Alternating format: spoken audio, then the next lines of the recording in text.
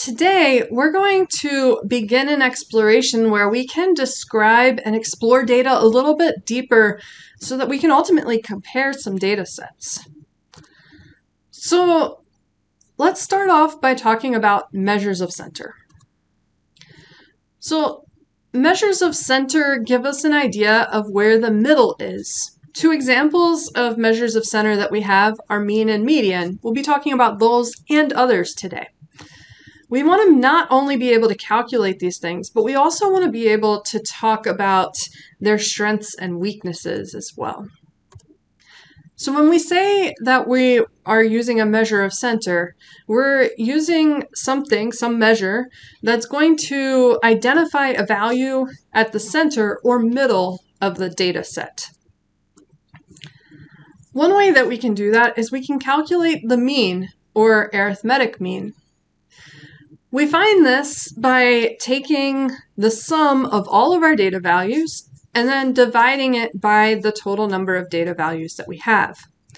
You've probably heard of this measure of center before, and it may have been presented to you as the average. We're going to talk about that word average a little later in this video, but for right now, please try to start transforming the way you refer to this as the mean. All right, we're going to stop using the word average for this. This is the mean. So some important properties about this. If we take a bunch of different samples from the same population and we take their means, they're less likely to vary. They vary less than other measures of center may if we took the same samples from the same population as well. Also, the mean of the data set uses every data value. It's a big strength, all right? And there's a big disadvantage though. If we have an extreme high or extreme low value, the mean can change towards that extreme fairly easily. So we say that the mean is not resistant. And what we mean by a statistic being resistant is that if there is an extreme value, there's not a big change in the statistic. All right, so the mean is not resistant because a big change can happen because of an extreme value. So a little bit of notation before we get into how we calculate the mean. When we see a capital sigma, it denotes the sum of the set of data values. When we see the letter x, that's a variable that's usually used to represent the individual data values. When we see a lowercase n, that's the number of data values in our sample. And when we see a capital N, that's the number of data values in our population. So when we are talking about the mean, we use an x with a line over top of it, and we read it as x bar. That's the mean of a set of sample values. And we find that by taking the sum, that capital sigma, of x, remember x is our individual data values, so that's the sum of all of our individual data values, divided by lowercase n, which is our sample size. Now, if we instead are taking the mean of our population, we use the Greek letter mu, which looks like a U with a little bit of a line before it, to represent that population mean. So mu is going to equal the sum over all of the data values, again, divided by the size of the population. So let's take a look at an example. So there's a data set that your book provides, and the first 5 values in it for the data speeds of Verizon are 38.5, 55.6, 22.4, 14.1, and 23.1. If we want to find the mean, then what we need to do is add up all of those values, and then since there are 5 of them, we'll divide by 5. Now remember that when we have a sum as the numerator of a fraction, even though there's not parentheses around it, for order of operations, the numerator and the denominator you should treat them as though they have parentheses around them, even if they're not written. So the first thing we need to do is add up all of those numbers in our numerator. We'll get a sum of 153.7, and then we're going to divide by 5, giving us a mean of 30.74 megabytes per second. So here's the conversation about the word average that I told you was coming. The word average can mean a lot of different things. It's not precise and specific. It doesn't have to be the mean. So statisticians, they don't use the word average. The statistics community and professional journals, they don't use the word average. So you should get out of the habit of using the word average whenever we're doing statistics or you're writing professionally. So the term average is a little bit more of like a colloquial thing that you might use when you're talking casually to your friends. So avoid that word average and instead be precise about what measure of center you're using. If it's the mean, call it the mean. Another measure of center that you could be referring to is the median. The median of a data set is the measure of center that finds the middle value when the original data values are all arranged in order of increasing or decreasing magnitude. So smallest to largest values, find the middle one, that's the median. So some important properties of the median. The median does not change by large amounts if there are extreme values. An extreme value, or one that's closer to the rest of the data, is the same as far as the median is concerned. Consequently, the median is a resistant measure of center. It's one of its greatest strengths. The median, however, does not directly use every data value. So if the largest data value is changed to a larger value that's even larger than that one, the median doesn't change. So by being resistant, it also doesn't account for the uniqueness of your data values along the way. So the calculation notation. The median of a sample, we use an X with a tilde over top of it, and we pronounce it X tilde, or we use a capital M, or even just write MED period for median. So all three of those things are things that you might see for finding the median of a sample. So to find the median, the first thing that you have to do is sort the values. You arrange them in order from highest to lowest or lowest to highest. Then what you're going to do, if there are an odd number of values, then the one that sits in the middle, that one is the median. And if there are an even number of values, then you take all of your values and the middle, the one in the middle, is actually going to fall between two different data points. Those data points, you're going to find the mean of them, and that will be your median. So your median won't be any specific data point. It'll be the mean of the two that sit in the middle. So let's take a look at an example. Here we have an odd number of data points. It's the same data points that we had before, that 38.5, 55.6, 22.4, 14.1, and 23.1. So the first thing we have to do is sort them and put them in order. So doing that, we get 14.1, 22.4, 23.1, 38.5, and 55.6. Then we're going to eliminate the largest and smallest, and then eliminate the largest and smallest remaining again, and that will leave us with 23.1. When you have more data points than it's really feasible to do this cutting off the most extreme two every time, you can actually find what position the middle value will be in. To do that, you take your number of data values. So here we have 5. So 5 divided by 2, because we want the halfway point, is 2.5. Clearly we can't have a 2.5 value, but if we round up 2.5 to 3, then 3 is the position. So whenever there's an odd number, when we divide it by 2, we're going to get some number 0.5. And rounding that up, we get the position of our median value. So in this case, our median value is in the third position. Now, let's say we have an even number of values. So we're adding in a sixth data point of 24.5 to our original 5 we had. We again arranged them in order. So we have 14.1, 22.4, 23.1, 24.5, 38.5, and 55.6. Again, eliminating the two most extreme and then the two most extreme, we're left with both 23.1 and 24.5.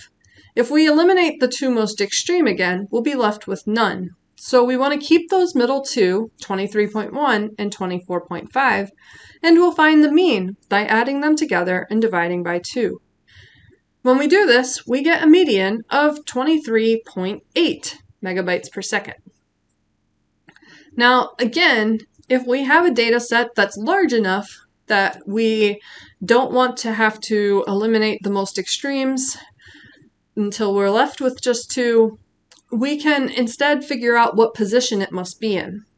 So if we take our even number of data points, in this case it's 6, and we divide by 2, we're going to get an even number. We'll get 3. Now, we know that for an even data set, that we're going to end up with 2 values. And in fact, if you look at this and you say, what data value falls in the third position? Well, in this ascending order that we have, it's 23.1. If we had instead put it in descending order, our third position would be 24.5. So those 2 values that could be viewed as being in the third position, if we put it in ascending or descending order, we take the mean of those 2 values to find our median.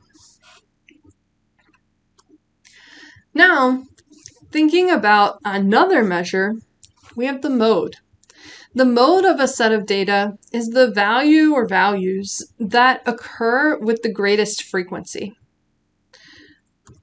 Now, some important things about the mode. The mode can be found with qualitative data. That's not the case for our mean or our median. So the mode is unique in that it can be used with qualitative data. It can also be used with quantitative data as well. A data set can have no mode, or one mode, or multiple modes.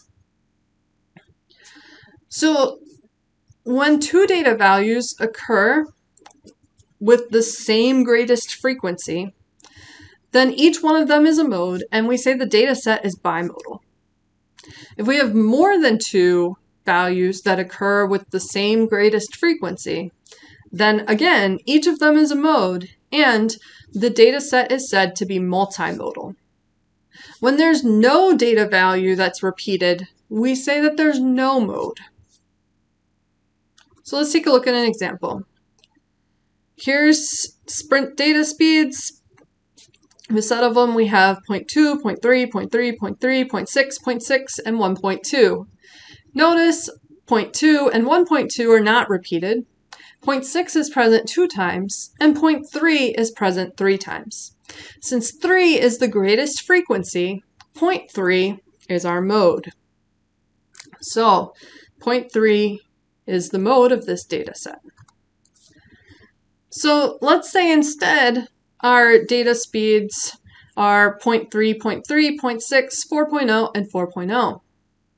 0.6 is not repeated, but 0.3 and 4.0 are both present 2 times. This means that our data set has 2 modes of 0.3 and 4.0, making it a bimodal sample. Now, if instead we had data speeds of 0.3, 1.1, 2.4, 4.0, and 5.0, then we would have no mode because no value is repeated. Yet another way that we can measure the center of a set of data is using the mid-range. The mid-range of a data set is the measure of the center that is midway between the maximum and minimum values of the original data set. So we take our maximum and minimum values, we add them together, and we divide by 2. So this is finding the mean of our maximum and minimum values. Because the mid-range only uses the maximum and minimum values, it's very sensitive to those extreme values changing.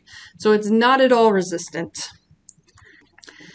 And in practice, we rarely use the mid-range, but it's really easy to compute. It gives us this reinforcement that, hey, you know, there's lots of ways to measure the center out there. And a lot of times people confuse the mid-range for the median. So if you present both the mid-range and the median, then it can clear up some of that misunderstanding. So let's take a look at finding the mid-range. So again, we're back to our data speeds of 38.5, 55.6, 22.4, 14.1, and 23.1. To find the mid-range, we're going to find the maximum of those values, so 55.6. We'll also take the minimum of those values, so 14.1. We're going to add them together and divide by 2. In doing so, we find a mid-range of 34.85 megabytes per second. So a few things. There are round-off rules for measures of center. So whenever we're finding the mean, median, and mid-range, we carry one more decimal place than is present in our original set of values. For the mode, since it's actually a data value that we're choosing, we keep it exactly as it appears in the data set. So now that we have all of these measures of center, it's really tempting to go out and take any data that you see and apply them all and look at them and say, I've done good work. And you may have. But just because we can measure the center with these different measures doesn't mean that we necessarily should. So we need to think about the sampling method. We need to think about the type of data and what the data means to see if each of these measures of center actually makes sense. So let's take a look at an example. Say we have some zip codes. We have the Gateway Arch, the White House, the Air Force Division of the Pentagon, Empire State Building, and Statue of Liberty. Now, we have the zip codes for all of them. Taking the mean or the median doesn't necessarily tell us much of anything. Zip codes show us geographic locations. They do tend to increase as we travel from east to west, so there's a little bit of meaning potentially there that you could argue for, but overall, the mean and median are not necessarily meaningful measures of center for this, and it may not even be meaningful to take a measure of center for this particular data. Instead, let's look at ranks of selected national universities of Harvard, Yale, Duke, Dartmouth, and Brown. So U.S. News and World Report rankings, we have 2, 3, 7, 10, and 14. Those values are rankings. They give us an order, but they don't measure or count anything. So again, taking a mean and a median doesn't necessarily mean anything. So we want to make sure when we're using these that they are actually meaningful. Now, back to frequency distributions, our old friend. So you know how to find the midpoint, and we're finally going to use that. So when we have a frequency distribution, we can't pull our original data out of the frequency distribution. So if we want to take a measure of center or find a measure of center using a frequency distribution, the best we can do is use the information from the frequency distribution. The class midpoints are very important in that. So to find the mean of a frequency distribution, we're going to multiply each frequency times the class midpoint for the class that it is the frequency for. Then we're going to add all of those up for all of the classes, and then we'll divide by the sum of our frequencies, which is our total number of data points that we had to create our frequency distribution. So let's take a look at an example of this. Here I have a frequency distribution. My classes are all given along with their frequencies. it would be up to us to determine the class midpoint, which we would do by adding the class lower limit plus the class upper limit and dividing by 2, which we've done for each of those to determine the class midpoints. Then we would multiply the frequency times the class midpoint for each of the classes. Again, we've done that and made yet another column, that far right column of the table. And then to calculate that mean, we needed the sum of all of those products, which we have in the lower right-hand corner of our table. And we need the sum of our frequencies to know how many data points we had. So we have that there with our sum of f being 50. So then to find the mean, we're going to take the sum of the products, that 8,025, and divide it by the sum of our frequencies, or 50. And when we do that, we'll get 160.5 seconds. It's important to remember when we're taking means with frequency distributions that it is an approximation of a mean of the actual data. Since we can't pull the exact data out from the frequency distribution, the best we can do is the class midpoint. And the actual data, if we took the mean with it, it might shift a little bit from that. So again, it's an approximation, and it's important to communicate that it is one. Another type of measure of center that's really useful is a weighted mean. When we have different data values that are assigned different weights, then we can compute a weighted mean. A weighted mean is actually a very meaningful part of your life, and you may not even realize it. So we find weighted means by taking the sum of each data value's weight times the data value itself, divided by the sum of the weights. So the way it's a very important part of your life as a student is we use weighted means to calculate GPAs. So say we have a student who receives an A in a 3-credit class, an A in a 4-credit class, a B in a 3-credit class, a C in a 3-credit class, and an F in a 1-credit class.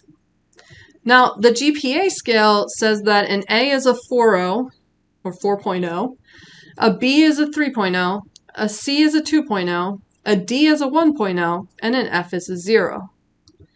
So we can calculate the student's GPA. So to do so, that first A that she received is a 3, is weighted with 3 credits. So it's worth 4 GPA points, quality points, and it's weighted for 3 credits. So we multiply 4 times 3. That second A is for 4 credits, so it's weighted 4 times. So we do 4 times 4 for that one. So if we go through all of the weights that we have weights of 3, 4, 3, 3, and 1. And if we replace all of the letter grades with their corresponding quality points, we have 4, 4, 3, 2, and 0. Note that the order that these are in really matters. We need the weight with the corresponding data point, the corresponding quality points in this case. So 3 and 4 are paired up, 4 and 4, 3 and 3, 3 and 2, and 1 and 0. That order matters. So we're going to take 3 times 4 plus 4 times 4 plus 3 times 3 plus 3 times 2 plus 1 times 0. And then we'll divide by the total number of credits the student was taking, which is the sum of the weights in this case, 3 plus 4 plus 3 plus 3 plus 1. And what we end up with is a GPA of 3.07. So when we report this, remember with the mean, we keep one more decimal place than the data had in it. However, that would give us an answer of 3.1 as what it should be rounded off to, which is an acceptable answer. However, sometimes those rounding rules that we have for mean and median can be overcome by tradition. So GPAs are traditionally reported to 2 decimal places, which would mean that the correct GPA to give the student would be a 3.07 rather than a 3.1.